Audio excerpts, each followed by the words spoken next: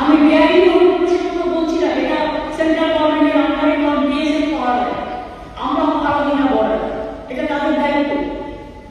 বাংলাদেশের সাম্প্রতিক ঘটনা নিয়ে অন্য কথা বলবো না, এটা নিয়ে যা বলার ইন্ডিয়া গভর্নমেন্ট করবে। কারণ আমাদের তৃণমূল কংগ্রেসের পলিসি হচ্ছে আমরা এক্সটার্নাল অ্যাফেয়ার্সের ব্যাপারে সেন্ট্রাল গভর্নমেন্টের পথ চলে, আমরা সেই পথটাকে আমাদের পথ বলে মেনে নিই।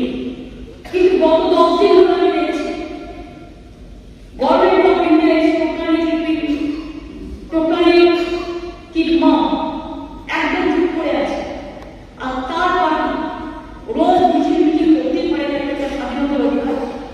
কিন্তু তারা বলছে আমরা বর্ডার আটকে খাবার পাঠানো দেবো না, তারা বলছে আমরা বন্ধা পেট্রোল রেল স্টেশন আটকে দেবো। স্যার, এটা আমাদের ইন্ডিয়াতে পড়ে না। ইন্টারন্যাশনাল এগ্রিমেন্ট অনুযায়ী, ইন্টারন্যাশনাল বর্ডার এগ্রিমেন্ট অনুযায়ী